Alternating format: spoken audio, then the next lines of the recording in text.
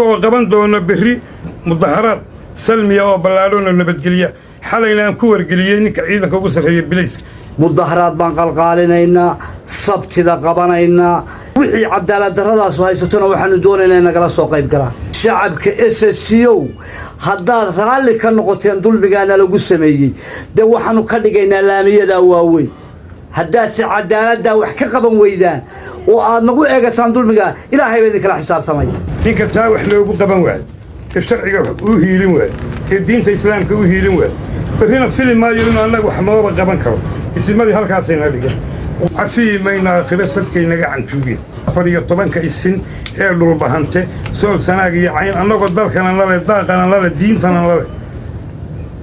dib bay noo dhigeen haddaanu intii hore aanu waxba ka weyno coda oo maamuladii aanu cod ka weyno oo dhinac walba aanu ka cod walaalaha iyaga shacabka aanu la noolahay la deriska leh la midkanahay ee nala midkaanu buud iyo qaalaan nahay iyo xogtayada baanu ka rabnaa inay arrintan ka hadlaan oo ka dhiidhiyaan iyagu laftigooda nin cilmiga dhammaystiray birtoo caana baana casar baana buuraa buntu caarad luugta leh cududda naato iyo ruush farsamo waa iscelinaa sayidkii cafow nagaga tegay ceebla'aan shalay cafiya mayna aakhiro sadkaynaga cantuugeen taa markaan ka gudbo waxaan u bayrayaa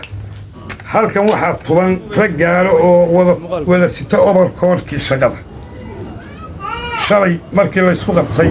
ee la yidhi jabuuti calanka SSC la timid jabuuti baa laga soo xaday xalay murugo ma aanu seexan sidii baanu u taaganna u soo jeednaa waxaanu samaynay inaannu keenno fikir calan oo annagu aanu leenahay waana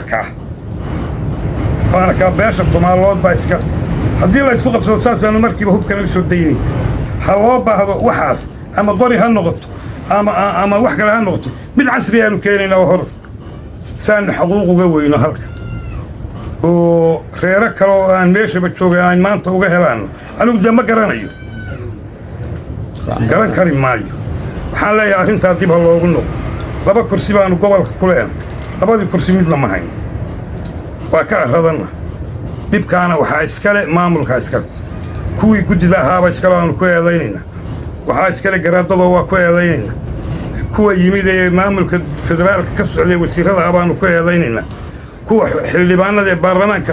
federaalka ka socday loo soo diray baanu ku eedaynaynaa 14 isine qaatuma waanu u tagnay midba mid buu noo dhiibay garaad jaamac baanu u tagnay garaad cabdisaaq soofaanu u tagnay garaad mukhtaar baanu u tagnay warbixinteeda u gudbinay waraaqaanu u qaybinay cid naga hoos qaaday ma jirto dadkanan qaatumo joogay halganka meesha aanu kaga jiray waa la garanaya qoriga la saaro annaga halganka baanu kaga jiray ka istaagaanu kaga jiray mindida wax lagu biraynayaanu kaga jiray xaquuqdii aanu ku lahayna ma hayno garaad walba waa hoos tagnay waxaan ugu baaqayaa cadaalad darrada lagu sameeyey mudaharaad baan qalqaalinaynaa sabtida qabanaynaa meel walba waanu u sheegnay wixii cadaalad darradaas haysatona waxaanu doonaynaa in nagala soo qayb galaa shacabka SSCO haddaad raalli ka noqoteen dulmigaana lagu sameeyey de waxaanu ka dhigaynaa laamiyada waaweyn haddaad si cadaaladda wax ka qaban weydaan oo aad nagu eegataan dulmiga ilaahay baa idin kala xisaabtamay anigu waxaan ahay maxamed ismaaciil shabeele walaalkay 4 bilood ayuu meydkiisii ama lafihiisii uu aan la aasin oo uu la dilay oo uu halgamayay oo uu ku dhintay SSC darteed wiilkayga curad waa ku dhintay anigu 2 jeer baan u dhaawacmay anigu waxaan ahay oo kale farsamo yaqaan qoryaha ka shaqeeya oo farsameeya suugaga dhaashikayaasha kuwa yaryar kuwa dhexe kuwa waaweyn haddeen waxaanu lahayn maraqdaar diyaaradaheeda inaanu hindisno oo samayno SSC u samayno ayaan doonayay xaquuqdayadiina ma hayno sidaa darteed waxaanu ka codsanaynaa